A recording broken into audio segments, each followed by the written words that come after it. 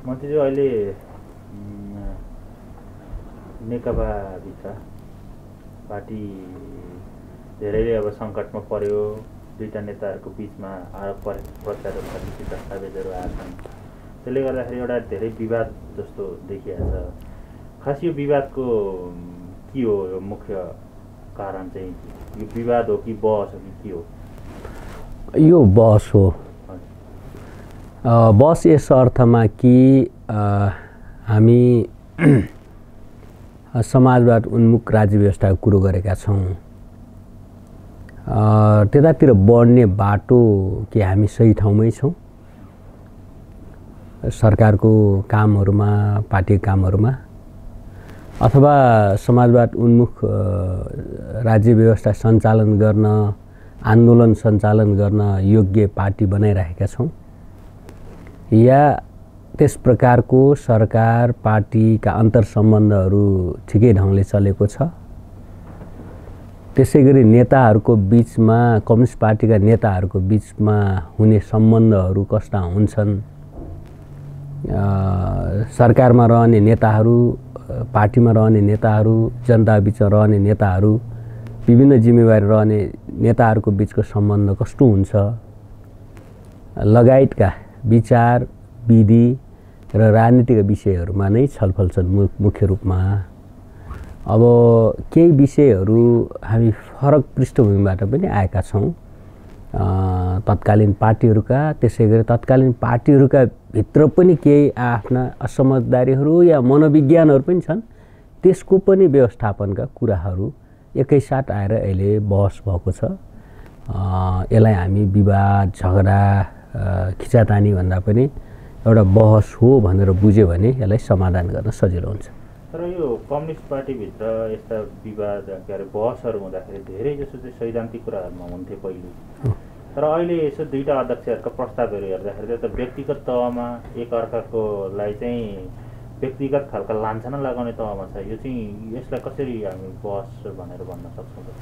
यो खास गरी सुरुमा पार्टी जीवनलाई एकदम सरल ढङ्गले, सहज ढङ्गले, नियमित प्रक्रियामा लानु पर्थ्यो।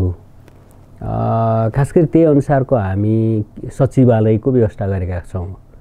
कोड अफ द लिडरसिप भनेर एउटा सानो 9 जनाको कोर टिम जसले यो सङ्क्रमण कालमा पार्टीको नेतृत्व गर्छ भनेर विश्वास गर्यो। त्यसको हरेक दिन जसो पनि बैठक बस्न सक्छ या हप्ता 15 दिनमा पनि इस्यु हेरेर भन्ने सोच हो। सामान्यतया हामीले विधान ड्राफ्ट गर्ने सदस्य म पनि हो। त्यतिखेर हामीले स्थायी कमिटीलाई नै सर्वोच्च निकाय बनाएका थियौँ। तर यो सङ्क्रमण कालमा दुई फरक पार्टीहरू, फरक विचारधारा, फरक कार्यशैली, फरक पृष्ठभूमिबाट आएका पार्टीहरूलाई महाधिवेशनसम्म पुर्याउनको लागि सानो टिमले काम गर्नुपर्छ। नेताहरूको विशिष्ट टिमले भनेपछि त्यो व्यवस्था गऱ्यौँ। त्यसको नियमित बैठक, नियमित ब्रिफिङ, नियमित सल्लाह, राजकीय काममा, पार्टी काममा, अरूमा पनि एकदम खुलस्त कुरो गरेर गएको भए यो सहज हुन्थ्यो। सुरुका दिनमा 2 जना नेताले त्यो सबै काम गर्नुभयो। 2 जना नै 9 हुनुभयो। 2 जनामा अलिअलि मतभेद हुन लागेपछि पहिलो अध्यक्षले अलि बढी एक्लै गर्न लाग्नुभयो। पछि फेरि दुईटैले त्यो पनि अप्ठ्यारो भएपछि 9 जनामा साथीहरू खोज्न लाग्नुभयो। त्यसो गर्दा सुरुमा अलिकति त्यसरी कमजोरी भयो। पछि के भइदियो भने माधव नेपाल कमरेडले विभिन्न विषयमा नोट अफ डिसिसन लेख्दा पनि उहाँलाई समेट्ने कोसिस गरिएन। अनि एउटा मनोविज्ञान बन्यो। अनि 2 जना अध्यक्ष मिल्दा 9 जना नखोज्ने, अथवा तेस्रो व्यक्ति पनि नखोज्ने, नमिल्दा फेरि त्यहाँ चाहिँ कहिले 5-4 कहिले 6-3 यस्तो खोज्ने अवस्था बन्यो। त्यहाँदेखि बिग्रेको हो। त्यसलाई हामी भदौ 26मा आएर यो सबै कुरोहरूलाई सच्याउने भनेको यो सङ्क्रमण काल हो। एकातिर फरक पृष्ठभूमिका पार्टीहरू मिलेर गठबन्धन बनायौँ, चुनाव लड्यौँ र हामी सरकार गठन गर्दा त अझ आलो पालो प्रधानमन्त्रीसम्म पनि कुरो गऱ्यौँ र त्यो आधार जनमतको आधारमा हामी एकता पनि गर्यो। गर्दा यो पृष्ठभूमिलाई मिलाउनलाई पहिले हामी आलो पालो भन्यौँ, पछि स्थायित्वको लागि चाहिँ एकजनाले पार्टी चलाउने एकजनाले सरकार भनेर टुङ्गोमा पुगिसकेपछि र पार्टी चलाउनेले पनि सरकार चलाउनेलाई पुरै विश्वास लिने, सरकार चलाउनेले पनि पार्टी चलाउनेलाई पुरै विश्वास लिएर मात्रै दुई पार्टीलाई पनि एक गर्न सकिन्छ। विगतका मनोविज्ञान यो पछिल्लो समयमा देखेका 9जनाभित्र देखेका मनोविज्ञान भनेको होल पार्टीभित्रको मनोविज्ञान हो। त्यसलाई पनि सँगसँगै सम्बोधन गर्दै जानुपर्छ भन्यौँ। त्यो असाध्यै राम्रो समाधान थियो अहिलेको सङ्क्रमणकालको लागि। तर त्यहाँनिर ठ्याक्कै हामी कहाँ चुक हुन गयो भने ठ्याक्कै सरकार पुनर्गठन, के राजदूत लगायतका राजनीतिक नियुक्ति अनि सरसल्लाहमा थोरै मात्रै ग्याप हुने बित्तिकै अलिअलि भर्खरै चाहिँ त्यो प्लास्टर गरिएको जस्तो थियो त्यो एकता ठ्याक्कै उब्किहाल्यो। उब्किएपछि त्यहाँ उब्काउँदै जान अहिले अलिक ठुलै खाल्डो जस्तो देखिएको छ। त्यसलाई हामी पुर्नुपर्छ, हामी सकारात्मक रूपले नै यसलाई प्रयत्न गर्नुपर्छ। तपाईँले यसो भनिराख्दाखेरि यसो र बाहिर डकुमेन्टहरूका केही भाषाहरू हेर्दाखेरि त धेरै त सैद्धान्तिक भन्दा पनि कोही व्यक्तिलाई कुनै पदको कुरा या कसैलाई केही जिम्मेवारीको कुराहरूको कारण यो यसै गरी पदको झगडाले चाहिँ यस्तो भइरहेको जस्तो देखिन्छ नि। अब विगतमा पदको झगडा जस्तो पनि देखिन्थ्यो बेला बेलामा, किनभने विगतका आलोपालोका कुराहरू मिलाउँ, त्यसै गरी या अध्यक्षहरूको जिम्मेवारीलाई ठोस गरौँ, अरू 9जना नेता र अरू स्थायी कमिटी लगायतका नेताहरूको जिम्मेवारीहरूलाई पनि व्यवस्थित गरौँ भन्दा त्यस्तो जस्तो देखिन्थ्यो। तर यसपटक चाहिँ स्थायी कमिटीले निर्णय गरिसकेपछि त्यो किन कार्यान्वयन भएन? स्थायी कमिटीको सरकारले पार्टीसँग सल्लाह गरेर चल्ने, पार्टीले सरकारसँग सल्लाह गरेर चल्ने कुरो किन भएन भन्ने बाटै अहिले बहस भएको छ। त्यसैले कहीँ यो विचारमै फरक हो, त्यसै गरी राजनीतिमै अलिअलि फरक हुँदै गएको हो, त्यसै गरी यो सोध्ने तरिका, काम गर्ने तरिकामै फरक हुँदै गएको हो भन्ने नै अहिले प्रश्नहरू छन्। त्यसै विचारको प्रश्नमा हिजो हामी मार्क्सवादी लेनिनवाद माओवाद मान्थ्यौँ, के अरे माओवादी समूहले, तत्कालीन एमाले समूहले चाहिँ अथवा पार्टीले जनताको बौद्धिक जनवाद भन्नुहुन्थ्यो। त्यो दुईटैलाई ठाँटी राखेर माओवादलाई ठाँटी राख्ने, बौद्धिक जनवाद ठाँटी राख्ने र महाधिवेशनमा बहस गर्ने, बाँकी मार्क्सवादी लेनिनवाद गाइडिङ प्रिन्सिपल अथवा निर्देशक सिद्धान्त मान्ने भनेका थियौँ। अब यो बिचमै अब ल हामी बौद्धिक जनवादतिर फर्किने भन्ने जस्तो कुरो भन्थ्यो। यो त वैचारिक प्रश्न हो नि, त्यता फर्किने कि अगाडि बढ्ने, समाजवाद उन्मुख जनताको जनवाद हो कि पछि फर्किने हो भन्ने अहिले त प्रश्न नै हो नि त एउटा।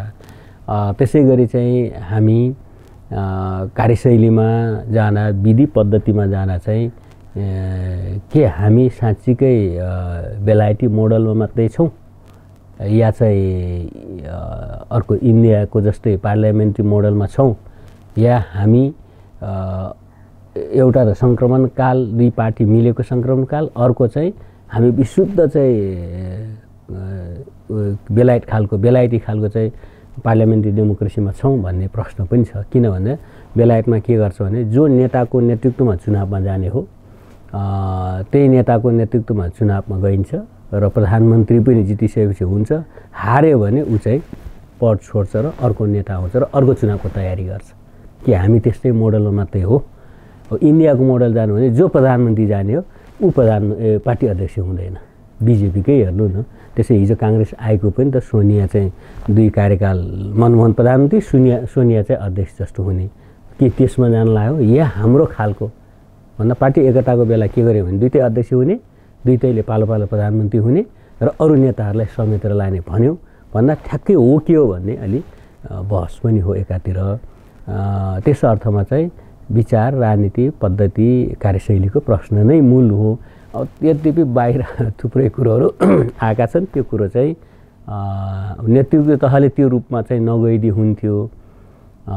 भाषामा अलि शिष्टता, अलिकति सौम्य ढङ्गले प्रस्तुत भए हुन्छ भन्ने हाम्रो पनि आकाङ्क्षा हो। किन भावी पुस्तालाई पनि त्यो चाहिँ टिच गर्ने कुरो, एजुकेट गर्ने कुरो पनि हो।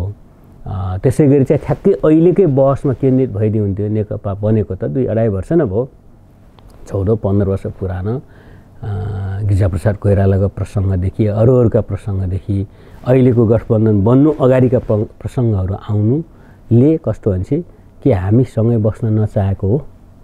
अब अहिले यो चाहिँ बहस भनेको देखाउने मात्रै हामी खासमा चाहिँ अर्कै कुनै गन्तव्य बनाइसक्यौँ, अर्को कुनै निष्कर्ष निकालिसक्यौँ, त्यहाँ हामी जान्छौँ, त्यहाँ जानको लागि कसरी वातावरण बन्छ भन्ने जस्तो त देखिन्छ नै। अब बाहिर एकाध साथीहरूको बहस सुन्दा पनि मिडियाहरूमा चाहिँ केही साथीहरू प्रधानमन्त्रीकै सल्लाहकारहरूले त मेरै नामै लिएर किताब बाँड्दै हिँड्छ, छाप्दै हिँड्छ भन्नेसम्म पनि। त्यसै गरी त्यस्ता मान्छेले नेतृत्व गर्छ। दोस्रो पुस्ता भन्यो भने नामै लिएर हामी गर्न सक्छौँ, किन नसक्ने, सकेरै आएको हो। अर्थमन्त्री चलायो, अहिले ऊर्जा मन्त्री चलाइरहेको छ, शान्ति मन्त्री चलाएकै हो। यत्रो युद्ध, यो अहिलेको गणतन्त्र, सङ्घीयता, लोकतन्त्र, अहिलेको चाहिँ समावेशिता, सामाजिक न्यायको लागि लडेकै हो त नि त, लडेकै हो। त्यसै कसैले टिपेर चाहिँ ल्याएको त होइन। तर एकदम नामै लिएर साथीभाइहरूले अपमान गर्ने ढङ्गले जो सुन्न चाहिँ साथीहरू के सँगै बस्न नचाहेको हो, अब सकिँदैन भन्ने निष्कर्ष हो भन्ने जस्तो देखिन्छ। तर त्यसो होइन। अहिले इतिहासको आवश्यकताले पार्टी एकता भएको हो। किनभने दुवै पार्टीले हामी समाजवादमा जाने भनिसकेपछि, दुवै पार्टीले शान्तिपूर्ण प्रतिस्पर्धाबाटै आफ्नो श्रेष्ठता पुष्टि गर्ने भनिसकेपछि, पूर्व दुवै पार्टीले चाहिँ हामी बहुमतको शासन, अल्पमतको प्रतिपक्ष, प्रेस स्वतन्त्रतादेखि सामाजिक न्यायसम्मका कुराहरू स्वीकार गरिसकेपछि, त्यसै गरी चाहिँ हामी नेपालमा सामन्तवाद विरुद्धको जनवादी क्रान्ति पुरा भइसक्यो। अब विकास, समृद्धि, सुशासनको युगमा प्रवेश गऱ्यौँ। विकास मार्फत, रोजगारी मार्फत, शिक्षा, स्वास्थ्यको चाहिँ र रोजगारीको आधारभूत अधिकार आम जनतालाई उपलब्ध गराउँदै हामी समाजवादको आधार तयार गर्नुपर्छ भनिसकेपछि एउटै वैचारिक ग्राउन्ड, एउटै राजनीतिक ग्राउन्डमा, एउटै कार्यशैलीमा आउने र एउटै बाटो, एउटा यो कुरो प्राप्त गर्न एउटा सशस्त्र सङ्घर्ष, एउटा शान्तिपूर्ण भए पनि मिल्थेन। दुईटैले शान्तिपूर्ण प्रतिस्पर्धाबाटै, जनमतबाटै जान्छौँ भनिसकेपछि दुईवटा कम्युनिस्ट पार्टी आवश्यक हुँदैन भनेरै त्यो समझदारीबाट हामी एक ठाउँमा आएका हौँ। तर प्रधानमन्त्रीकै सल्लाहकारहरूले यो त अब तत्कालीन माओवादी 8-10 सिट मात्रै हुन्छ, हार्छु भनेर प्रचण्ड आफै पनि हार्ने भइसकेपछि यहाँ चाहिँ एकता गरे हो। त्यसै प्रधानमन्त्रीको किन्ने चाहिँ ट्रान्सफर सक्सेस हुँदैन, मै हुँ तत्काल एमालेलाई गुटमुटाउँछु भनेर आएको भनेपछि एकदम गम्भीर प्रकारको चाहिँ एकदम कि कस्तो चाहिँ सुन्न पनि त्यस्तो पनि तर्क गर्न सकिन्छ भन्ने जस्तो त लागेको छ। किनभने आखिरी त तत्कालीन माओवादीको स्थानीय तहमा 16 लाख भोट थियो। तत्कालीन एमाले र कङ्ग्रेसको बिचमा जम्मा 1 सिटको फरक मात्रै छ आजको मितिमा पनि। र त्यो 16 लाख स्थानीय तहको मत र पछि समानुपातिक 13 लाख प्लस छ। किनभने त्यो त 60% मा त उम्मेदवारी छैन, स्वाभाविक 2-3 लाख त तलमाथि हुन्छ। अथवा त्यो मतपत्र एउटै हुँदा 6-7 ठाउँ भोट हाल्दा चाहिँ अलिअलि फरक त पर्छ नै एकतामा। त्यसो तत्कालीन एमालेमा पनि फरक परेको छ, सङ्ख्यामा घटेको छ, तत्कालीन माओवादीमा पनि घटेको छ। त्यो हामी स्वीकारेकै छौँ फरक चिन्ह हुँदा। त्यो अवस्थामा चाहिँ एउटा मात्रै उदाहरण दिन्छु। तत्कालीन एमालेको असाध्यै राम्रो भनेर तेह्रथुम जिल्ला सङ्घको पनि दुवै प्रदेशको पनि तत्कालीन एमालेलाई उम्मेदवारी स्वीकार गरिएको थियो। त्यहाँ 3 सिटमा माओवादीको चाहिँ 6000 प्लस भोट छ, 3 सिटमा चाहिँ निर्णायक छ। प्रदेशमा एउटा पनि आउँदैन, सङ्घमा एउटा पनि आउँथेन। र अहिलेको माओवादीको भोट हेर्दा तत्कालीन एमालेको माओवादीको भोट हेर्दा चाहिँ 6 प्रदेश अहिले जो बहुमतमा छ एउटामा पनि आउँदैन, बहुमत एउटामा पनि आउँदैन। र आजकै मितिको भोट मात्रै गर्दा पनि कस्तो भन्छ सङ्घमा 1 सिट समानुपातिको फरक छ भने काङ्ग्रेससँग कङ्ग्रेस 1-2 सिटले माथि हुन्थ्यो कि तत्कालीन एमाले 1-2 सिट माथि हुन्थ्यो भने अहिले भोटको प्याटर्न हेर्नु हो भने सबै ठाउँमा माओवादीको समानुपातिको भोट हेर्दा पनि देखिन्छ। भन्दा यस्तो ठुलो अहङ्कार अनि कसरी एउटै पार्टीमा बस्न सकिन्छ नि त नि। र कसरी एउटै पार्टीमा बस्ने खालको व्यवहार हो त नि। त्यो पनि प्रधानमन्त्रीकै सल्लाहले अरू कोही तेस्रो चौथो परको मान्छे बसे त हुन्थ्यो कि प्रधानमन्त्रीले त्यस्ताले सल्लाह दिएपछि सरकार कसरी चल्दो होला जस्तो लाग्छ कहिलेकाहीँ। कसरी पार्टी चल्छ, नेताहरूको सम्बन्ध कसरी सुमधुर हुन्छ जस्तो लाग्छ। जो नेताको सबभन्दा नजिक बस्छु भन्ने उसले त गम्भीरतापूर्वक, संयमतापूर्वक, बरु रिसै उठे पनि झोकै चले पनि मिल्नुहोस् है, बिस्तारै गर्नुहोस् है, पहुनुहोस्। जनताले यसो भन्छ, मेरो मत अर्को छ, तर आम जनता कार्य यस्तो छ भन्ने ठाउँमा बसेको मान्छेले प्रमोट गर्दै हिँडिसकेपछि अनि सचिवालयमा बसेको मान्छेहरूले अर्को अध्यक्षलाई तथानाम गर्दै हिँडेपछि हुन्छ भने, त्यस्तै प्रचण्डको सचिवालयले गर्यो भने, त्यस्तै माधव नेपाल सचिवालयले गर्यो भने हुन्छ के भन्दा निकै गम्भीर हो कार्यशैलीमा। त्यसैले यो सामान्य पद प्रत्यक्ष गरेर गम्भीर कार्यशैली कुरो पनि मलाई लागेको छ। जस्तो हजुरले सल्लाहकारको कुरा गर्नुभयो, तर सल्लाहकार भनेको त निमित्त त हुन्, तर निमित्त पात्र पो हो नि त उनीहरू। जस्तो प्रधानमन्त्रीको डकुमेन्टमै त भोटको 13 लाख र 30 लाख भोटको त प्रधानमन्त्रीले डकुमेन्टमै ल्याइदिनु भनेपछि त प्रधानमन्त्रीकै मनस्थिति अनुसार उनीहरू चलायो होला। प्रधानमन्त्री नै होइन त यसको खास तपाईँले भने जस्तो। यो बहस चाहिँ एकपटक नेपालमा तत्कालीन काङ्ग्रेस पार्टीभित्र चलेको थियो। सल्लाहकारहरूले प्रधानमन्त्री या नेतालाई बिगारे भन्ने बहस हुँदा केहीले होइन प्रधानमन्त्रीले राम्रै चाहनुहुन्छ, यो चाहनु भएको छ, सल्लाहकारहरूले बिगारे भन्ने एउटा गम्भीर अलि सशक्त मत थियो। अर्कोतिर चाहिँ होइन, यस फल्दा यस्ता चरित्रका यस्ता पात्र यस्ता प्रवृत्तिका चाहिँ सल्लाहकारले दिनदिनै प्रभोग गरेर मान्छे न प्रभाव पर्यो भन्ने थियो बहस। अनि त्यसमा एकजना विद्वान लेखकले अमेरिकाको उदाहरण लिएर तत्कालीन राष्ट्रपति रोनाल्ड रेगन, उनी चाहिँ यो हलिउडबाट आएका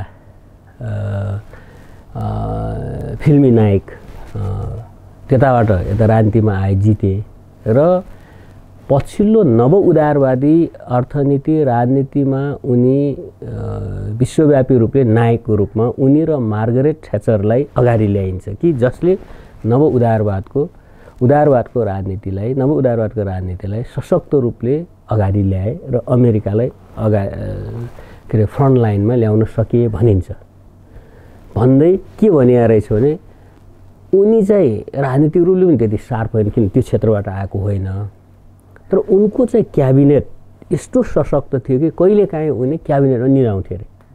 उनी सुटी बस्दा पनि अमेरिकाले पछिल्लो आधुनिक अमेरिकामा त्यतिखेरको रेगनले चाहिँ असाध्यै राम्रो रिफर्म गरे, ठुलो सङ्कटबाट अमेरिकालाई माथि ल्याएर नव उदारवादी सिद्धा अर्थनीति मार्फत अमेरिकालाई फेरि सशक्त बनाए। त्यसैले टिम महत्त्वपूर्ण हुन्छ, टिम निर्णायक हुन्छ, तर फेरि अर्कोतिरबाट हेर्दा चाहिँ टिम कसले बनाउँछ त भन्दा फेरि नेताले बनाउँछ। त्यसैले नेता फर्स्ट हो, त्यसै सेकेन्ड फेरि त्यत्तिकै सशक्त टिम। नेता सुतिराख्दा पनि टिमले सफल बनाउँदो रहेछ, अथवा आफू सुति बस्दा पनि राम्रो टिम बनाए सफल बनिँदो रहेछ भन्ने उदाहरण भने त्यस प्रस्तुत थियो। अब यो खालको ठ्याक्कै त हाम्रो नमिल्ला, तैपनि चाहिँ टिम भनेको नेताले विश्वास गरेको टिम हो। नेताले आफ्नो सोच अनुसारको मोटामोटी चाहिँ सल्लाहकार टिम चाहिँ बनाइन्छ। कहिलेकाहीँ क्याबिनेट आफ्नो सोचको नहुन सक्छ, किनभने विभिन्न प्रवृत्तिहरूलाई समेट्दा कहिलेकाहीँ गठबन्धनमा बस्नुपर्ने हुन्छ। हाम्रै छिमेकमा भारतमा 15-16 वर्षसम्म गठबन्धन सरकार फुल फ्लेज 5-5 वर्ष पनि चल्यो। त्यस्तो हुँदा चाहिँ मोटामोटी एउटा धारमा चल्छ। कहिलेकाहीँ पार्टी ठ्याक्कै आफूले भने जस्तो नहुन सक्छ, किन विभिन्न प्रवृत्तिका मान्छे पार्टीमा बसेका हुन्छन्, चुनाव जितेका हुन्छन् पार्टीभित्र। तर चाहिँ सल्लाहकार भनेको त फेरि सम्बन्धित व्यक्तिले चाहेकै टिम नै हुन्छ मूल रूपले। त्यसो हुँदा फर्स्ट लिडरले चाहेका टिमहरूले लिडरकै चाहना अनुसारको रिजल्ट दिन सक्नुपर्छ र त्यस्तो सक्षमता देखाउनुपर्छ भन्ने नै मानिन्छ अब दुनियाँभरि हेर्दा।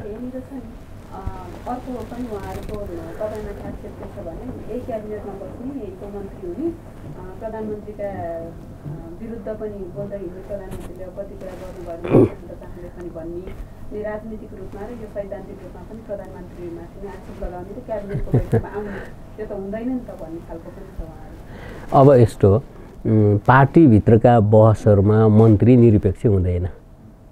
त्यसो भए त प्रधानमन्त्रीले पनि त पार्टीका बहसमा भाग लिनै भएन नि त, एउटा पक्ष लिनुहुन्छ। पार्टीभित्रको वैचारिक राजनीतिक कार्यशैलीको नीति बनाउँदाका बहसमा प्रधानमन्त्री र मन्त्रीबीच मतभेद हुनसक्छ, तर जब क्याबिनेटको विषयमा गइसकेपछि क्याबिनेटमा चाहिँ मतभेद राखिसकेपछि बस्न मिल्दैन, या थुप्रै विषयहरूमा असमझदारी भएर चाहिँ क्याबिनेटमा बसिराख्नु पनि हुँदैन। र जस्तै कयौँ परराष्ट्र नीतिका विषय आउला, अर्थनीतिका विषय आउला, बृहत्तर चाहिँ विकास नीति आउला, शिक्षा स्वास्थ्य नीति आउला, त्यस्तोमा गम्भीर मतभेद छ भने बस्न सकिँदैन, बस्नु हुँदैन।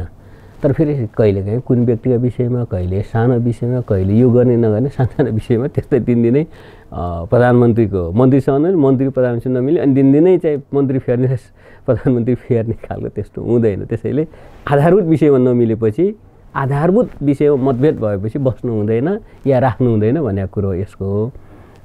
त्यो खालको जस्तै गएको उसमा चाहिँ मिटिङमा चाहिँ अध्यादेश आउँदा मैले, घनश्यामजीले, प्रदीपजीले यो त मिल्दैनै भन्यो, मिल्दैन सोध्नुहोस् भन्यो। तर यो तहको हाम्रो अन्तर्विरोध थिएन कि तपाईँ चाहिँ यो नसोचे हामी क्याबिनेट छोड्छौँ भन्ने, या तपाईँको यो जारी गरे हामी मान्दैन यहाँ भन्ने तहको होइन कि यो तपाईँको ठिक भएन भन्यो। अन्ततः पछि पार्टीमा पनि भएन, बाहिर पनि उठ्यो। अनि पिएम आफैले रियलाइज गर्नु भन्दा यसरी क्रिटिकल्ली क्याबिनेटमा छलफल भएन भने त अनि प्रधानमन्त्री नै कुनै पनि बेला खाल्नुमा जाने अवस्था हुन्छ नि त। या यस्तो खालको चाहिँ मान्छेहरू खोजिन्छ कि त्यस्तो त यो दुनियाँमा कोही पनि पाइँदैन नि त। त्यसो हुनाले त्यो आरोपमा सत्यता छैन। किनभने अहिलेसम्म मेरो सरकार सञ्चालनमा या मेरो आफ्नो मन्त्रालय सञ्चालनमा गम्भीर प्रकारको चाहिँ मेरो प्रधानमन्त्रीसँग अन्तर्विरोध या प्रधानमन्त्रीले हस्तक्षेप गरेर अवरोध गरेको त्यस्तो छैन। जस्तो पार्टीभित्र कहिले बहस विवाद पनि भइरहेछ, त्यसमा प्लस तपाईँले भने जस्तो अलिकति प्रधानमन्त्रीको टिमको कार्यशैलीको कारणले गर्दाखेरि अब तपाईँहरूमाथि पर्सनली ब्लेम पनि आउन थाल्यो भनेपछि के अब क्याबिनेटमा बस्न अनकम्फर्टेबल हुन थालेको हो तपाईँहरू जस्तो मन्त्रीलाई? होइन, अहिले त हामी पार्टीभित्रको बहसमै छौँ। स्थायी कमिटीसम्म विषय नै आएको छैन। स्थायी कमिटीमा हामी छलफल गर्छौँ, बहस गर्छौँ। नेतृत्वसँग हाम्रो स्थायी कमिटीमा लिएर आउनुहोस्, हामी यहाँ छलफल गरेर एउटा समाधान दिन्छौँ भन्ने हाम्रो विश्वास हो। साउन भदौको बैठकमा पनि सचिवालयमा हल नभएको विषय स्थायी कमिटीमा आयो। स्थायी कमिटीमा हामी धेरै खाले साथीहरूले धेरै कोणबाट हामी योगदान गऱ्यौँ र अन्ततः चाहिँ पार्टी एकताबद्ध ढङ्गले अगाडि बढ्ने एउटा समझदारी पनि बन्यो। र अहिले हामी समझदारी अनुसार काम किन भएन नेताहरूको कुरो सुन्न पनि चाहन्छौँ, जान्न पनि चाहन्छौँ उहाँहरूकै मुखबाट। कमिटीमै बाहिर बोल्नु सजिलो छ, बाहिर लेख्नु सजिलो छ, कमिटीमै भन्न हामीसँग आँखामा आँखा जुदाएर स्थायी कमिटीमा गरेको कमिटमेन्ट अनुसारको निर्णय अनुसारको चाहिँ किन भएन भन्न त भन्नुपर्ने हुन्छ नि त। त्यसै गरी चाहिँ के बाध्यता आइलाग्यो कि त्यस्तो एकदम एक्सट्रिममै पुगिसक्यो। त्यतिखेर पनि हस्ताक्षर सङ्कलन भएको थियो, दुवै पदबाट हटाउने कुरो पनि थियो। अन्ततः ल दुईटै प्रधानमन्त्री रहने र समझदारी गरौँ भनेर चाहिँ समझदारी भएको कुरो पनि थियो। भन्दा त्यत्रो गम्भीर मोडमा पुगेको पार्टीलाई फेरि त्यत्रो मेहनत गरेर मिलाएको पार्टी सहज ढङ्गले फेरि सजिलै किन फेरि सङ्कटमा लैजानु? नेताहरूले जवाफ त दिनु पर्ला नि त हामीलाई पनि। त्यसो गर्दा उहाँहरूको जवाफ हामी माग्छौँ, छलफल पनि गर्छौँ। स्थायी कमिटीमा हामी चाहिँ एउटा समझदारीपूर्ण ढङ्गले नेताहरूलाई सम्मान हुने ढङ्गले, कसैलाई कमजोर पार्ने, नेताहरूको व्यक्तित्व चाहिँ खस्काउने होइन। किनभने नेताहरू भनेको त आन्दोलन निर्माण गरेको, हाम्रो पनि रगत पसिना यसमा खर्च छ नेताहरूको व्यक्तित्व निर्माणमा। आम जनता, लाखौँ जनताले यसमा चाहिँ आफ्नो श्रम पसिना खर्च गरेर नेतृत्व बनाएको हुन्छ। व्यक्ति त व्यक्ति हो, तर त्यसमा सामूहिक प्रयत्न पनि लागिसकेका हुन्छ। त्यसो उहाँहरू व्यक्ति मात्रै हुनुहुन्न, त्यो कुरा हामी उहाँहरूलाई बताउँछौँ।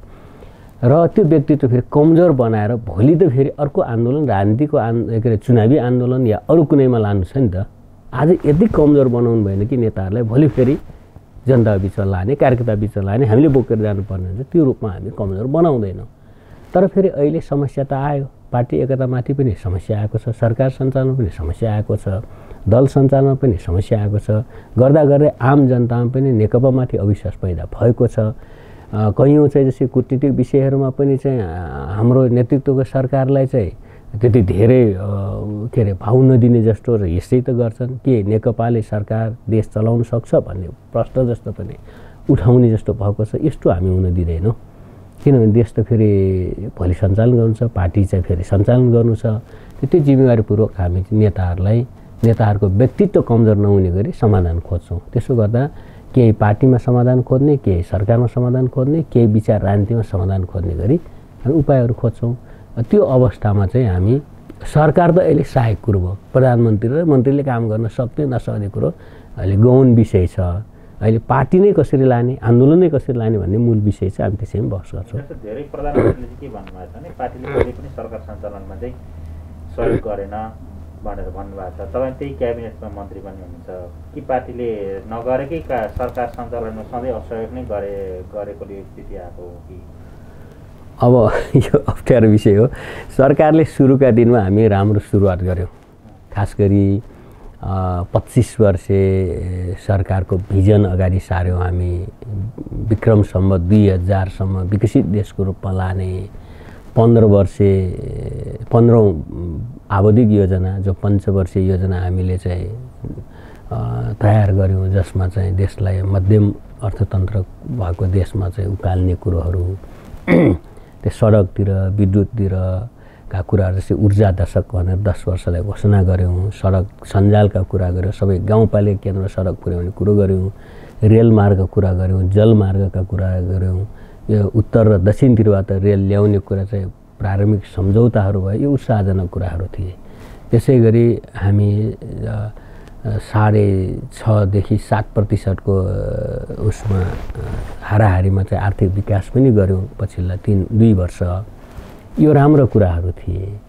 अनि अरू चाहिँ सङ्घीयतालाई संरचनागत व्यवस्था गर्न, कानुनी व्यवस्था गर्नेदेखि लगाएर यता हामीले चाहिँ झन्डै 100 जति ऐनहरू निर्माण पनि गऱ्यौँ। यसमा चाहिँ सरकारको नेतृत्व सफल देखियो, पार्टीले पनि सहयोग गर्यो। पार्लियामेन्टमा फटाफट सदनमा विपक्षको पनि एक खालको सहयोग र तर अब पार्टीको जो दल छ संसदीय दल, अब पार्टी भनेको त संसदीय दल पनि हो नि त, किनभने नेताहरू जति संसदीय दलमै छ, अब नेताहरू चाहिँ सरकारमै छ। त्यसैले पार्टी भन्ने अलग्गै पनि हुँदैन। एक अध्यक्षसहित चाहिँ दर्जनौँ हामी सिनियर नेताहरू सरकारमा छौँ। अब 100को सङ्ख्या जस्तो दर्जनौको सङ्ख्यामा पार्लियामेन्टमा पनि हुन्छ र फेरि यता भूगोलतिर पनि काम गरिराख्नु। नेता चाहिँ दोहोरो त्योहोरो काममा पनि त छौँ नि। त्यसो हुँदा चाहिँ आखिरी पार्टी अलग्गै असहयोग गर्ने गरी त फेरि कहाँ छ त नि त, सहयोगै गरेको हो। पार्टीले असहयोग गरेको हो भने त सरकारमा बसेका नेताहरूले असहयोग गरे देखिनु पर्यो, सदनमा भएका नेताहरूले असहयोग गरे देखिनु पर्यो। त्यसो हुँदा चाहिँ मूलतः हामी सरकार र पार्टी सँगसँगै अगाडि बढेको हो। जब डेलिभरीको चाहिँ समय प्रेसर बढ्दै गयो, कोरोनाको प्रेसर बढ्दै गयो, पार्टीभित्र पनि के असमझदारी पनि बढ्दै गयो। अब नयाँ चुनाव आउँदै गएपछि प्रेसर बढ्यो रियलमा भन्ने हो भने। किन अब के रिजल्ट लिएर जाने भन्दा केही समस्याहरू अवश्य पनि बढेका छन्। त्यसै गरी चाहिँ विगतका चाहिँ जस्तै आलो पालोका समझदारी पनि निकट हुँदै आएपछि अहिले विवाद बढेकै हुन्। यथार्थ कुरो किन लुकाउनु पर्यो? अनि त्यसलाई हामीले गएको स्थायी कमिटीमा ल अहिले 5 वर्षलाई प्रधानमन्त्रीले चलाउने, एकजना अध्यक्षले अध्यक्ष चलाउने भन्ने त हल गरिदिएकै हो नि त। त्यसै यी यथार्थ कुरोहरूमै टेकेर हामी बहस गर्नुपर्छ। अब अहिले आउँदै गर्दा अब स्वाभाविक रूपले चाहिँ पार्टीमा मतभेद भएपछि सरकारमा पनि मतभेद देखिहाल्छ, दलमा पनि देखिहाल्छ, जनवरी सङ्गठनमा पनि देखिन्छ, समर्थक शुभचिन्तकमा पनि देखिन्छ नि। किन नेता अलग्गै स्वतन्त्र भ्याकुममा त छैन नि त। नेताहरूका सोचहरूसँग निकटता राख्ने मिडियाकर्मी छन्, व्यापारी छन्, उद्योगी छन्, जनता छन्, पत्रकार अरू विभिन्न छ। पार्टीभित्र आज चाहिँ दलमा छ, प्रदेश सरकारहरूमा छ, प्रदेशका संसदीय दलमा छ, अनि गर्दा गर्दै क्याबिनेटमा पनि छ भन्दा सबैतिर असर हो। त्यसरी पार्टी फर्स्ट, पार्टी ठिक गर्नुभयो सबैतिर ठिक हुन्छ। पार्टी ठिक नहुँदासम्म यो कहीँ पनि ठिक हुँदैन। त्यसैले हामी यो भ्रममा रहँदैन कि पार्टी फर्स्ट, पार्टीको विचार, पार्टीको राजनीति, पार्टीको सोच, पार्टीको कार्यशैली ठिक गर्नुभयो, यो सबै ठिक भएर जान्छ। सङ्घीय सरकार, प्रदेश सरकार, स्थानीय तहहरू या अरू हामीलाई सपोर्ट गर्ने मिडिया, जनसमुदाय सब ठिक भएर जान्छ। नेताहरू मिलेन भने त मेरो नेतालाई यसो गर्यो भनेर सुरु भइहाल्छ नि त। मैले विश्वास गरेँ, मैले निर्वाचित गरेर पठाएको मेरो नेतालाई हेपेरे फल्नाले भन्ने चाहिँ सुरु भइहाल्छ नि। त्यसैले पार्टी ठिक गर्ने कुरो हो कि यहाँ। त्यसैले पार्टीको विचार ठिक गर्ने, पार्टीको राजनीति, पार्टीको शैली ठिक गर्ने कुरो हो। त्यसैमा बहस हो। त्यसैले पार्टीले सहयोग र असहयोग भन्ने प्रश्नै रहेन। जस्तो अब अलिकति नेताहरूको प्रवृत्तिमा चाहिँ अप्ठ्यारो प्रश्न हो त्यो। अहिले अब डकुमेन्टमै आएर सबै कुराहरूले भनिसकेपछि जस्तो तपाईँ जस्तो सोल्युसन दिने खालको दोस्रो तहको नेताहरू तपाईँहरू एउटा टिम बसेर कहिले काहीँको बहस पनि गर्नुहुन्छ यसो गर भनेर उहाँहरूले गाइड पनि गर्नुहुन्छ। अहिले केपी ओलीको खास कमजोरी के हो, उहाँले केमा मिस्टेक गर्नुभयो यो अवस्था? प्रधानमन्त्री तथा अध्यक्ष केपी ओलीले मैले उहाँसँग पनि अगाडि नै भनेको छु, तपाईँको राम्रो चाहिँ टिम बनाउनु हुने रहेछ, आफ्नो टिमलाई विश्वास। दोस्रो कुरो तपाईँको गुड बनाउनु हुँदो रहेछ होइन, मैले भनेको कुरो त मलाई भन्न दिनु पर्यो नि, टिम राम्रो बनाउनु हुने रहेछ। दोस्रो कुरो तपाईँ चाहिँ दृढता, कुनै विषयमा अडान लिएपछि राम्रो गर्नुहुने रहेछ। प्रचण्ड कमरेडले टिम बनाउनुहुन्न र उहाँ चाहिँ अलिक गतिशील हुनुहुन्छ। त्यसैले तपाईँको दृढता र प्रचण्ड कमरेडको दृढता, तपाईँले टिम बनाउने, उहाँले चाहिँ सबैसँग काम गर्नेलाई मिलाउनु भने एकदम पूरक नेतृत्व हुन्छ। मैले पहिले देखेकै बेला पनि भर्खर मन्त्री हुँदा पनि केही विवाद नहुँदा पनि भनेको, स्थायी कमिटीमा निकै विवाद भइसकेपछि पनि भनेको कुरो यो हो। अब यसलाई नकारात्मक गर्नु हो भने केपी कमरेडको दृढता चाहिँ अब एकल काँटे अलि चाहिँ कस्तो भन्छ त्यसलाई के भन्ने चाहिँ हर्स जस्तो देखिनु रहेछ, टिम निर्माण गुड जस्तो देखिनु रहेछ।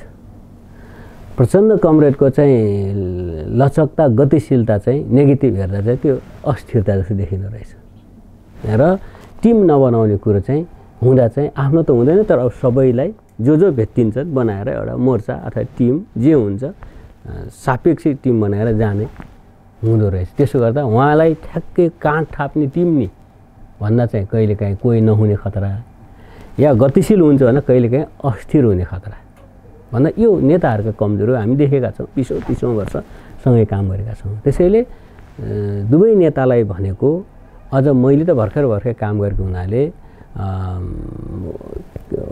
केपी कमरेडसँग प्रचण्ड कमरेडका यो गुण छन्, यसलाई अब पूरक बनाउनु पर्यो, तपाईँका यो गुण छन् उहाँसँग पूरक बनाउनु पर्यो भनेर मैले स्पष्ट रूपले भनेको कुरो र आज पनि मैले भन्न सक्ने कुरो त्यही हो।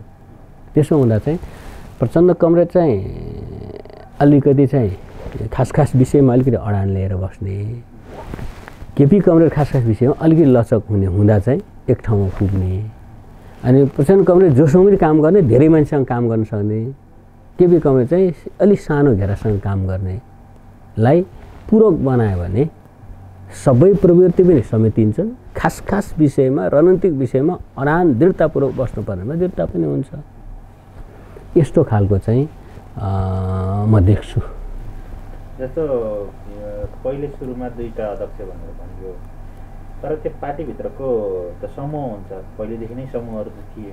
त्यो समूहहरूको सन्तुलनको क्रममा चाहिँ जस्तो विशेष गरी माधव नेपालको गुनासो सुरुदेखि नै छ कि दुईटा अध्यक्ष मिलेर मलाई कर्नरमा गरे भनेर उहाँले बेला रिजर्भेसन पनि राख्नुभयो। कतिपय केसहरूमा चाहिँ दुईटा अध्यक्षले डिसिजन गर्ने, उहाँसँग राम्ररी परामर्श नगर्ने खालका जस्ता पनि भए। जब सङ्कट पर्न थाल्छ, दुईटाको बिचमा लफडा सुरु हुन थाल्छ, त्यस पछाडि चाहिँ माधव नेपालले दुईटैले खोजेर जाने खालको पनि देखियो होइन।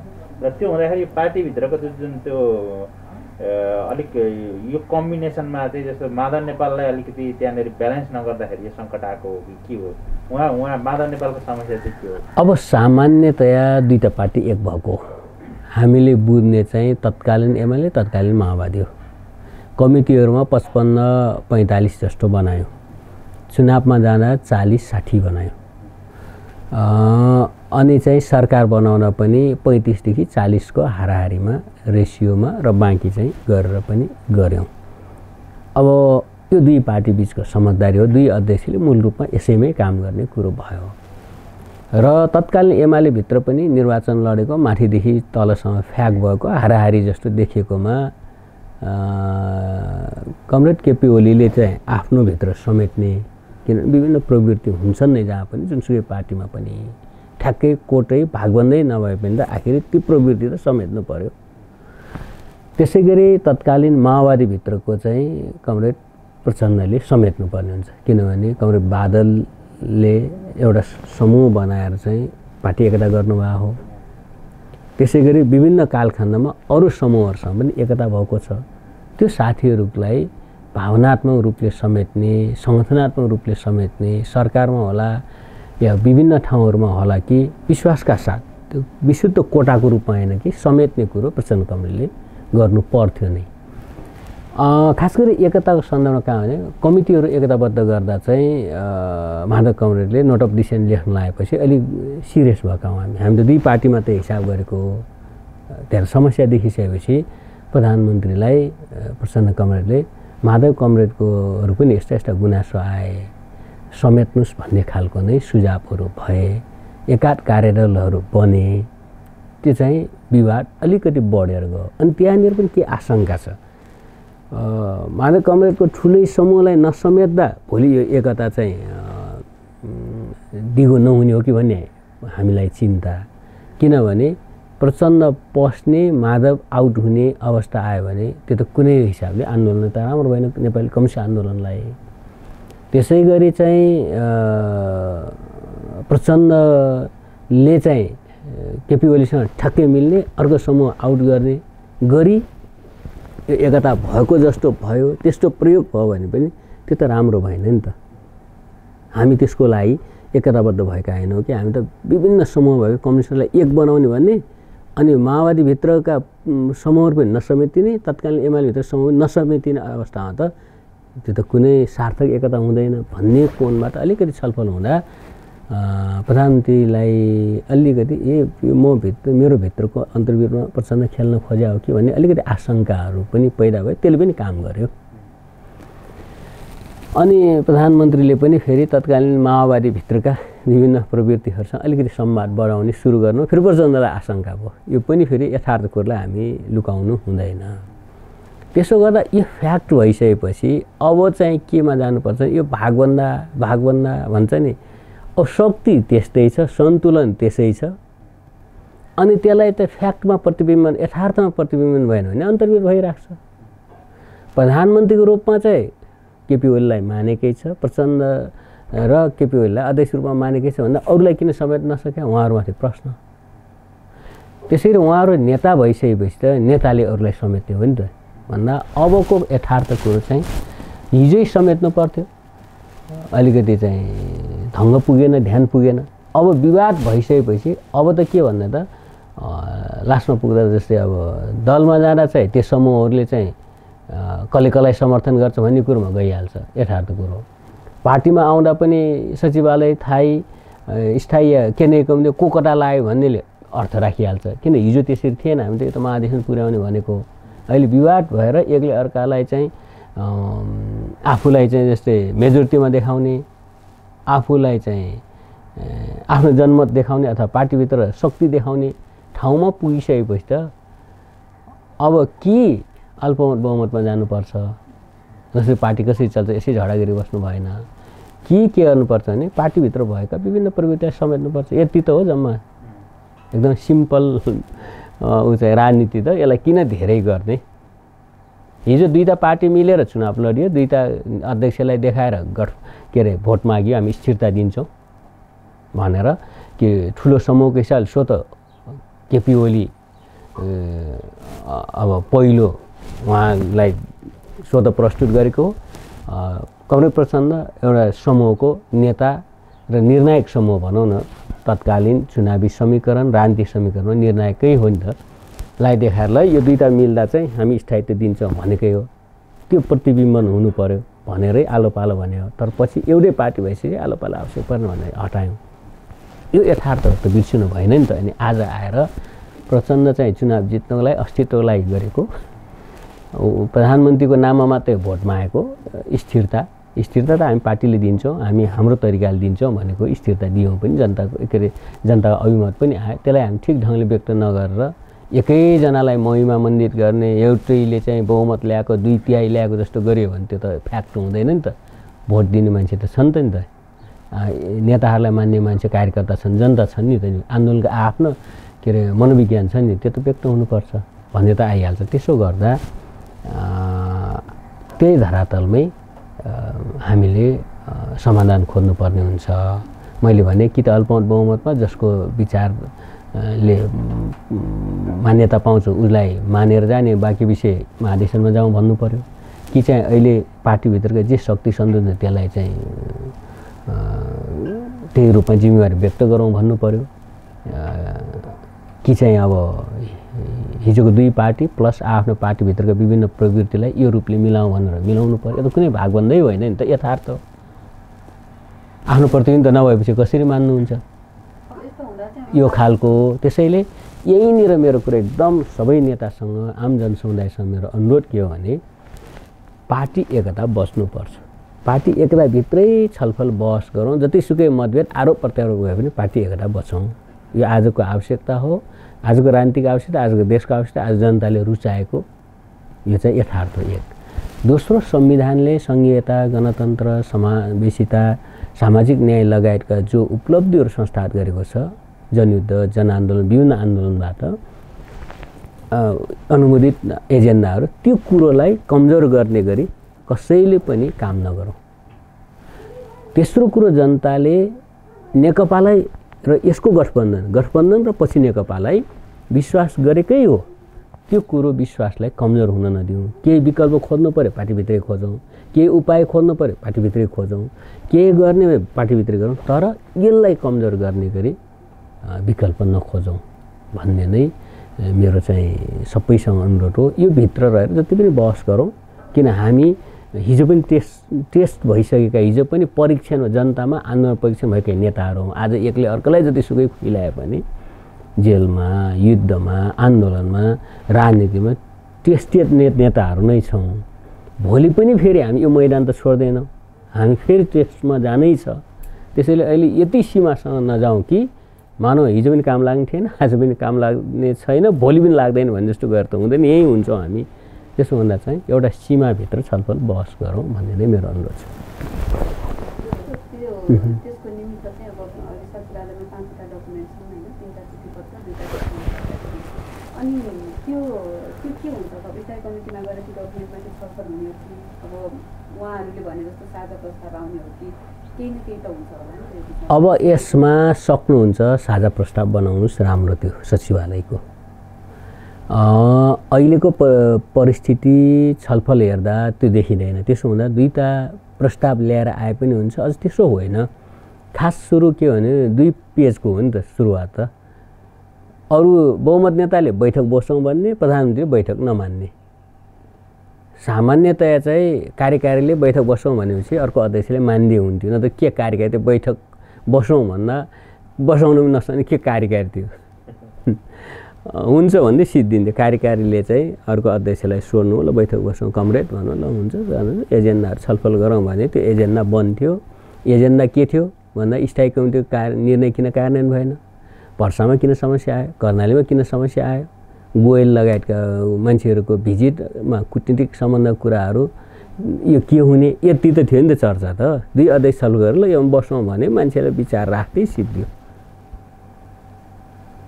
अनि धेरै पर जान्थेन। अनि नमानेपछि फेरि चाहिँ 5 जना अथवा बहुमत सदस्य गएर एउटा चाहिँ के अरे निवेदन दिने जस्तो, अथवा चाहिँ ल बैठक बस्न तपाईँको स्वीकृति चाहियो भन्नुपर्ने। अनि त्यसमा ल प्रधानमन्त्रीले सहज रूपमा साथीहरू आइता हाले, बहुमत मान्छेहरूले बसौँ त नि भनेर आफ्नो कुरा त्यहाँ राखे पनि खासै जनतै छ नि त, यहाँ कार्यकर्ता छ, प्रधानमन्त्री एक्लै हुनुहुन्न। किन त्यो 5 जना नेताले भनेकै कुरो सबै त नहुनसक्छ। हामी नेताहरूले फेरि कहिलेकाहीँ एक्लै पनि भइन्छ आफ्नो एजेन्डामा कार्यकर्ता या जनतालाई र समयलाई पनि छोडिदिनु पर्ने हुन्छ है कहिलेकाहीँ आफूसँग साथीहरू चाहिँ आफ्नो अनुकूल या आफ्नो पक्षमा नहुनु पनि सक्छन्। त्यो भयो। अनि त्यहाँ के अरे महासचिव यो बैठकको व्यवस्था गर्न भनेपछि मान्छेहरूलाई अब कार्यकारी अध्यक्ष सहितको प्रस्ताव जाने, अनि कार्यकारी बैठक चलाउँछ, निर्णय गर्छ, पार्टी चलाउँछ भनेको 2 पेजको चाहिँ प्रस्तावमा चाहिँ तोक लगाएर मानौँ कि एउटा कोही मान्छे चाहिँ यसो चाहिँ गर्नु भने त्यस्तो यो चाहिँ कहिलेकाहीँ यसो चाहिँ कार्यशैली भने पिन्चेबल हुँदो, मान्छेलाई चाहिँ छुने खालको, मान्छे झन् इगोमा हट गर्ने खालको। कोही न कोहीले चाहिँ त्यहाँनिर चाहिँ आखिर 5 जना पनि न्यु खोज्या जस्तो चाहिँ देखियो। अब चाहिँ नराखे हामी गर्छौँ भने त हो नि त। त्यहाँ अलिकति पानी खन्याइदिएको भए त्यो ल बसौँ, ल मागिहाल्नु, ल बसौँ भोलि पर्सि भन्दै गए, त्यो 2 पनि त्यही नै चाहिँ सिद्धिन्थ्यो। अनि चाहिँ टोक लगाइदिने, अनि 10 पेजको जवाफ दिएपछि त 10 पेज त हेर्नुभएकै छ नि, त्यहाँ त तथा नाम सबै नै छ नि त। भएपछि भनेर अब त्यसपछि प्रचण्ड कमलको प्रस्ताव पनि गयो, जवाफ पनि गयो, प्रस्ताव पनि। अनि प्रधानमन्त्रीले त 19 भएपछि डब्बर 38 भइहाल्यो भन्दा यस्तो हुन्छ तपाईँ यसलाई विवाद बनाउनु बढेर जान्छ। हेर्नुहोस् मान्छेका इगो सानसानो इगोले ठुल्ठुला युद्ध भएका छन् देशहरूका बिचमा, ठुल्ठुला पार्टीहरू फुटेका छन्, ठुल्ठुला सरकारहरू लडेका छन्, ढलेका छन्, ठुल्ठुला जनमतहरू उलटफेर भएका छन् मान्छेको इगोले। त्यसै कहिलेकाहीँ के हुन्छ भने ठुलो बनाउनु हो त्यो विचार राजनीति आदि हुन्छ, सानो बनाउनु मान्छेका इगो भावना हुन्छ। अलि सानो तहमै त्यसलाई चाहिँ व्यवस्थापन गर्नुभयो, त्यो सामान्य व्यवहारिक विषय हुन्छन्, सामान्य असमझदारी हुन्छन्, त्यसलाई बढ्न दिनु हो भने त्यो त चाहिँ विचार राजनीति आखिर त किन आउँछ त्यस्तो फरक सोच। कहीँ न कहीँ मान्छेका सोचहरूमा फरक, कार्यशैलीमा फरक भएरै आउँछ। त्यो ठुलो हुँदा चाहिँ त्यो विचार हुन्छ, राजनीति हुन्छ, प्रवृत्ति हुन्छ। त्यसले चाहिँ अलग समूह, अलग पार्टी, अलग आन्दोलनहरू बन्छन्। यस्ता हो नि त आखिर। त्यसैले नेतृत्वले दुवै अध्यक्षहरूले गर्ने कुरो यस्ता इगोहरूलाई बढ्न दिने होइन कि यस्ता चाहिँ सानसानो असमझदारी बढ्न दिने कि सानोमै त्यहाँ हल गर्नु पर्थ्यो, त्यो भएन। त्यसैले हाम्रो चाहिँ अनुरोध के हो भने त्यहाँ चाहिँ 9 जनामा भएका विषय विचारका पनि छन्, राजनीतिका पनि छन्, प्रवृत्तिका पनि छन्, अलिअलि चाहिँ व्यक्तिगत इगोहरू पनि छन्, कार्यशैलीका फरक पनि छन्। स्थायीमा अलिक ठुलो समूह लिएर आउनुहोस्। हामी त उहाँहरू जति उमा त छैनौँ नि त, इगो लिएर त बसेका छैन। हामी सही गलतमा छलफल गर्छौँ, उपाय खोज्छौँ। त्यसो गर्दा 5वटा लिएर आए पनि फरक पर्दैन। सक्नुहुन्छ एउटा बनाउनुहोस्, सक्नुहुन्न त्यो 5वटा ल्याउनुहोस्, हामी एउटा बनाइदिन्छौँ। भएन छलफल एउटा निकास खोज्छौँ। किनभने अरू पनि छ, 9 नेता मात्रै होइन, अरू नेता पनि छौँ, अरू जनता पनि छ। कहिलेकाहीँ चाहिँ 2 जनाको अहिले टफ छलफल हुँदा अर्को तेस्रो एकछिन पहुनुहोस् भने परिस्थिति बदल्दा पनि ठुल्ठुला झडा अथवा असमझदारी कुल्लाउनु भएर फेरि समझदारीतिर हुन्छ नि। त्यो काम हामी स्थायी कमिटीले गर्न सक्छौँ भन्ने हाम्रो विश्वास हो। योभन्दा पहिला पार्टीमा विवाद हुँदाखेरि स्थायी कमिटीमै लामो विवाद हुँदाखेरि पनि स्थायी कमिटीका सदस्यहरूको सक्रियता अलिक धेरै हुन्थ्यो। तपाईँहरूको आफ्ना एउटा बैठकहरू बसेर हुनुहुन्थ्यो, अरू स्वास्थ्य समूहहरू पनि त्यहाँ जोडिन्थे, समझदारीको एउटा मिलन बिन्दु हो भन्ने खालको स्थायी कमिटीकै नेताहरू पनि त्योभन्दा बाहिरका अरू मान्छेहरूले पनि समझदारी गरिदिएको प्रस्तावहरू तयार पारेको हामीले थाहा पाउँथ्यौँ, त्यो भइरहन्थ्यो। अहिले चाहिँ दोस्रो तहका नेताहरू चाहिँ अलि साइलेन्ट बसेको हो कि हामीले थाहा नपाएको हो? अब भर्खरै स्थायी कमिटी एकदम 2 महिना लामो टफ बैठक बसेर समाधान खोजेर अलि रिल्याक्स जस्तो पार्टी मिल्यो भनेको बेला फेरि भएको हुनाले थकान पनि छ मान्छेलाई। अब त्यही कुरो कति दोहोऱ्याउने भन्ने पनि छ एउटा। अर्को त्योभन्दा झन् ठुलो आयो, त्योभन्दा सानो आएको भए समस्या ठुलो थियो हल गऱ्यो, अलि सानो आएको भए त्यसलाई हल गर्ने हुन्थ्यो। त्यतिखेरको भन्दा ठुलो समस्या आएपछि अब ठुलै प्रयत्न चाहिने, ठुलै एक्सर्साइज चाहिने हुनाले अब अलिअलि हामी आफ्नो तहहरूमा चाहिँ अनौपचारिक छलफल गरिरहेका छौँ। स्थायी कमिटीसम्म आउँदा हामी यसलाई छलफल गरेर केही उपाय गर्न सक्छौँ भन्ने नै हो एउटा। अर्को त्यतिखेर चाहिँ अहिलेको जति ध्रुवीकरण र एउटा निष्कर्षमा नेतृत्व पुगेको थिएन। अहिले चाहिँ दुवैतिरका अध्यक्षहरू या नेतृत्व एउटा निष्कर्षमा पुगे जस्तो कि कहाँ भनेपछि प्रधानमन्त्रीलाई यही रूपमा राख्न सकिँदैन। प्रधानमन्त्रीकै रूपमा राखेर अब देशलाई अपिल गर्ने, यो जनमतलाई सम्मान गर्ने, यस्तै रूपमा हुने देखिन्न भन्ने प्रचण्ड कमरेड र अरू नेताहरू र उहाँले आत्मालोचना गर्नुपर्छ, अलिकति आफूलाई करेक्सन गर्नुपर्छ, त्यसपछि मात्रै केही सोध्न सकिन्छ। नभए चाहिँ प्रक्रिया मार्फत उहाँको चाहिँ अब के विकल्प खोज्नुपर्छ भन्नेसम्म पुगेको। प्रधानमन्त्रीले मलाई चाहिँ यहाँनिर रोक्छन्, म चाहिँ अध्यादेश जारी गर्छु, दल पनि गर्छु, कङ्ग्रेस लगायत अरू बनाएर भए पनि म सरकार म राख्छु भन्ने एउटा विकल्प। त्योभन्दा अगाडि गयो भने म मध्यवधिसम्म पनि जान्छु भनेर एउटा समातेर बस्यो। यदि ठुलो चाहिँ निष्कर्षमा पुगिसकेपछि त्यसलाई ब्रिजिङ गर्न त अलि धेरै नै मेहनत चाहिन्छ। हिजो त्यो स्थितिसम्म पुगेको थिएन। एकजनाले प्रधानमन्त्री, एकजनाले अध्यक्ष हेरे पनि या अरू यस्तै यही भित्रैकै भन्ने जस्तो थियो। अहिले चाहिँ यस्तै निरन्तरतामा हुन्छ भन्नेमा उहाँहरू निष्कर्ष नभएर यो के हो त नि भन्दा त यो त विचारमै फरक जस्तो, राजनीतिमै फरक जस्तो, कार्यशैलीमै फरक, अलिक प्रवृत्तिहरू फरक र अब हिँड्ने स्टेपहरूमै फरक जस्तो देखियो भनेर आफ्नो गन्तव्यलाई अलिकति मोटामोटी निश्चित गरेको निष्कर्षतिर गएको जस्तो देखेको हुनाले अलिक ठुलै ब्रिजिङको आवश्यकता छ। अब त्यो अलिक धेरै नै मेहनत छ। सामान्य कोसिसले मिल दिनुस्, तपाईँहरू चाहिँ यो झगडा गर्नुहुन्न भनेर हुने ठाउँमा अहिले पार्टी छैन। त्यसैले अलि असाधारण खालको अभूतपूर्व खालकै सङ्कट हो पार्टीको लागि।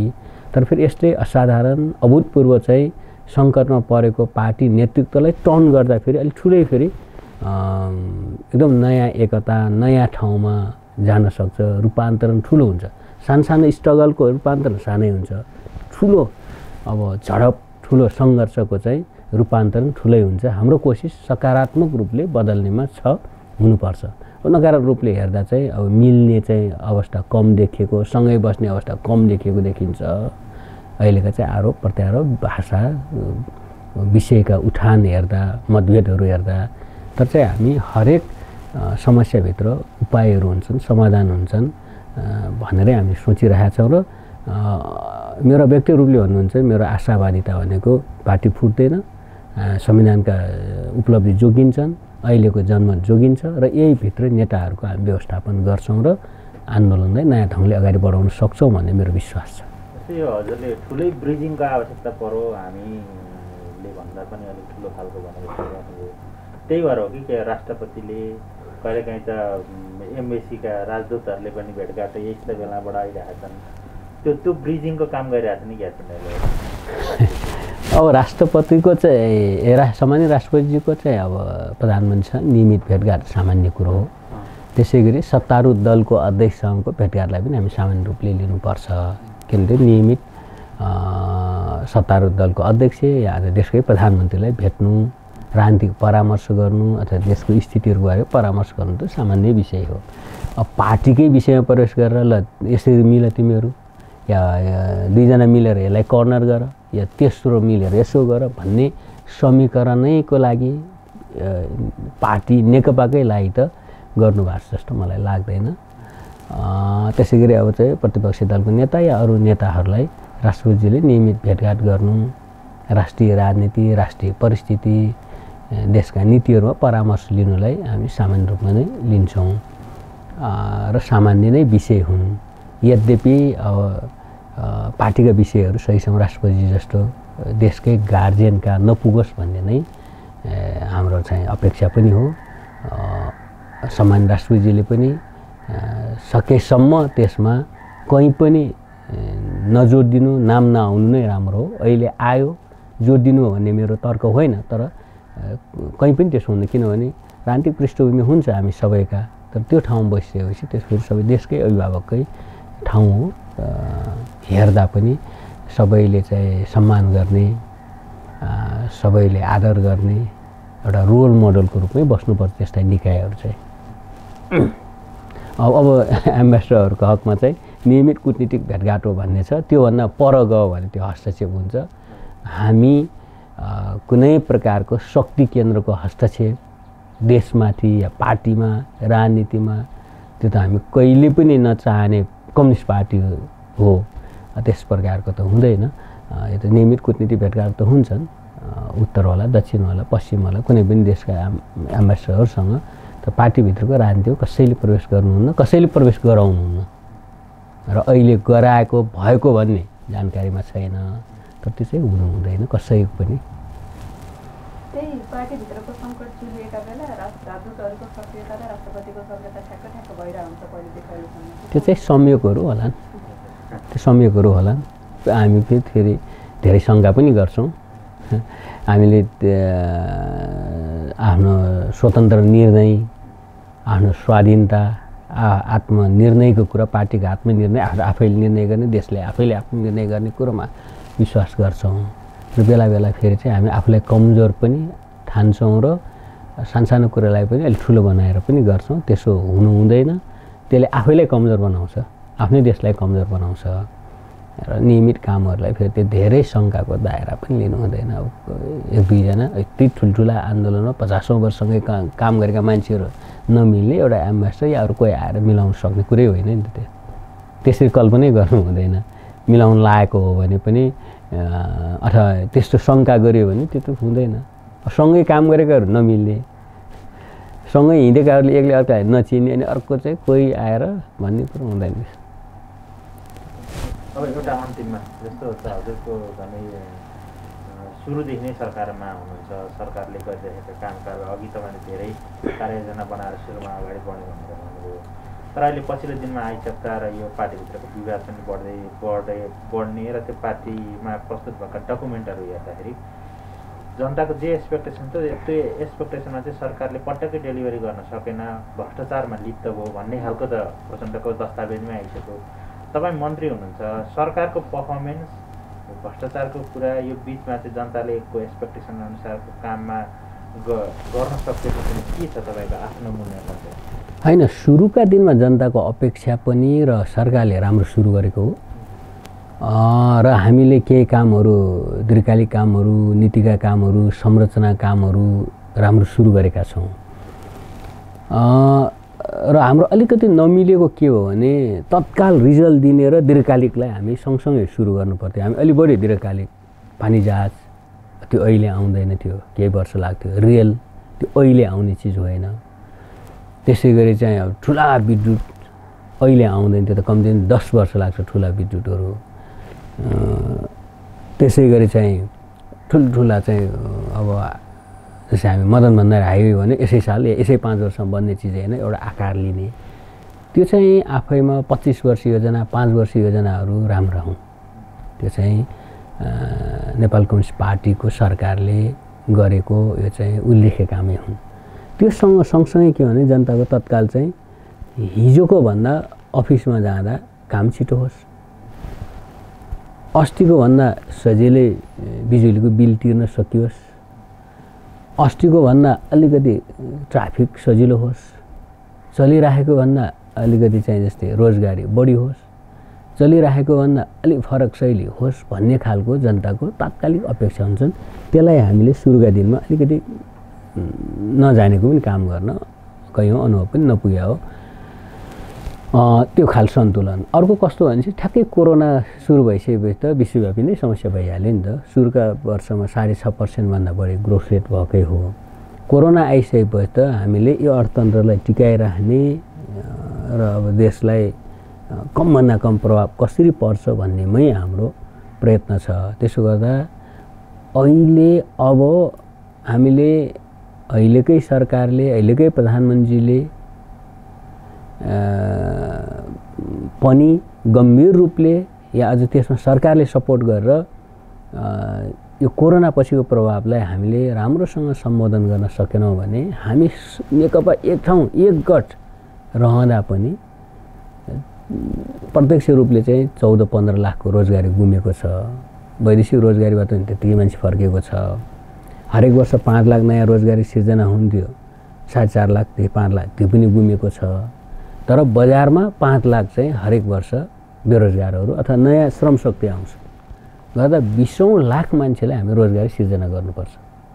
त्यो चाहिँ निकै चुनौतीपूर्ण अवस्था छ। हामी मिलेका छौँ, यो सजिलै हल हुन्छ होइन। हामी नमिले त झन् त्यसै यो सङ्कट हो। त्यसैले यो गम्भीर कुरोलाई सम्बोधन गर्न सरकारले अलि विशिष्टै कार्ययोजना आवश्यक छ। त्यसमा सरकारको समर्थन पनि जरुरी छ। त्यसो हुँदा चाहिँ नर्मल अवस्थामा हामी सरकार राम्रै चलाएका छौँ। तर चाहिँ यो जस्तै बहुमतको सरकार, तीव्रतामा जानुपर्ने सरकार भन्दा कहीँ न कहीँ चाहिँ हाम्रो चाहिँ अलिकति गति नपुगेको जस्तो हामी आफै पनि महसुस गरेका छौँ। म आफै चाहिँ 9 महिना संसद थियो, 9 महिना संसद विघटन भएको, 18 महिनामा अर्थमन्त्री भए।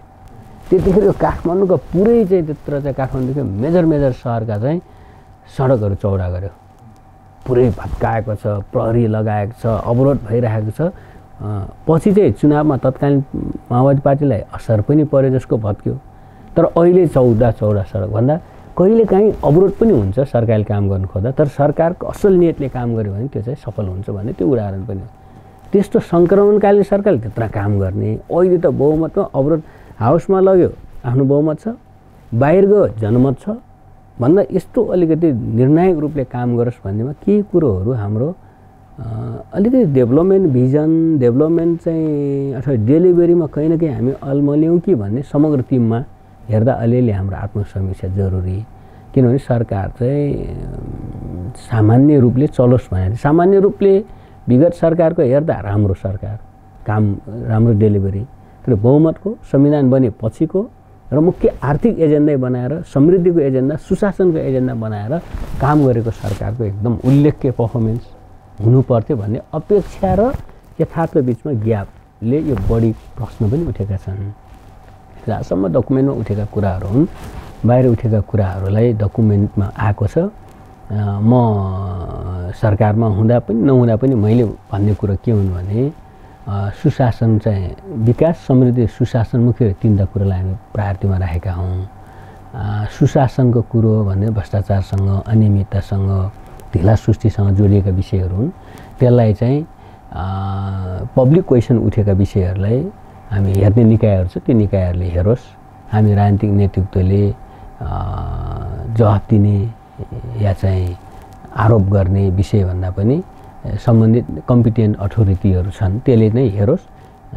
हामी कोही माथि प्रश्न उठ्यो भने त्यही निकायमै हाम्रो आफ्नो कुराहरू राख्नुपर्छ। त्यो हामी फेस गर्न तयार छौँ। हामी कोही पनि मन्त्री हामी त्यो फेस गर्न तयार छौँ। फेस गर्नु पनि पर्छ किनभने लोकतन्त्र भनेको पारदर्शिता पनि हो जवाफदेहिता पनि हो। हामीमाथि प्रश्न उठ्ने बित्तिकै हामी डराएर पनि हिँडेका छैनौँ हामी जवाफ दिन्छौँ। यो चाहिँ हाम्रो प्रतिबद्धता हो।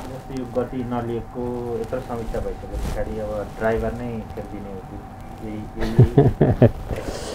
त्यो चाहिँ यस्तो हुन्छ। अब अहिलेको चाहिँ भइराखेकै ड्राइभरले मैले भने कोरोना सङ्कट पछिको चाहिँ धेरै गाह्रो छ।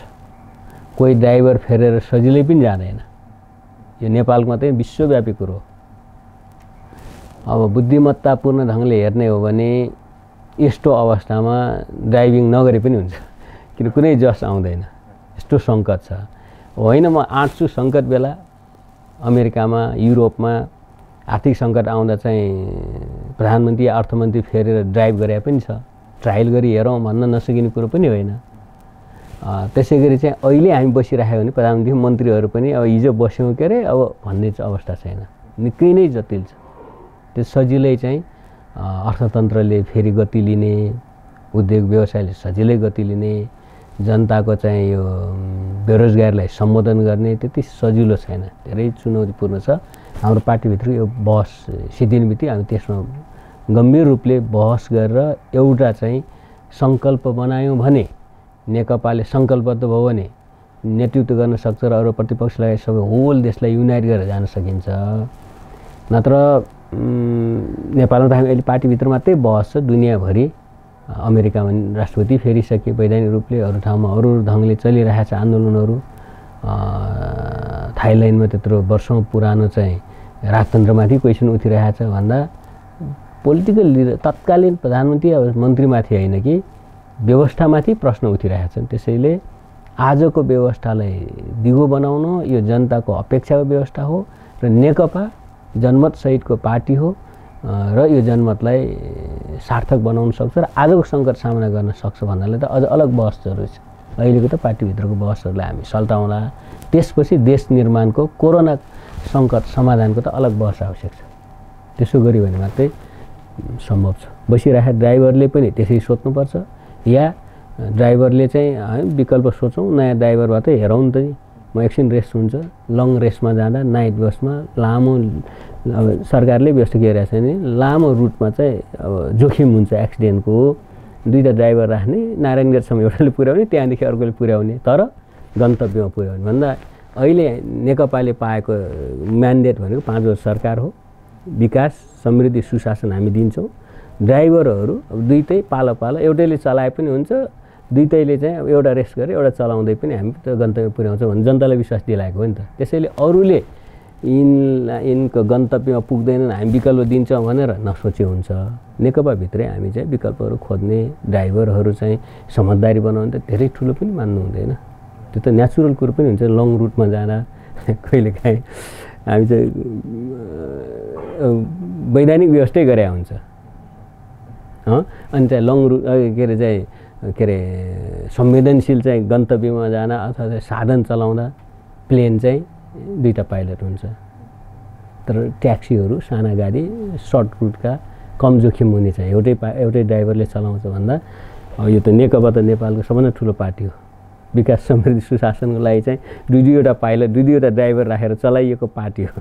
त्यसो हुँदा त्यो दुईजना पाइलटले हामी पालो गर्छौँ भन्दा धेरै अन्यथा पनि मान्नु हुँदैन। आकाशै खस्छ कि भन्नु पनि मान्नु हुँदैन।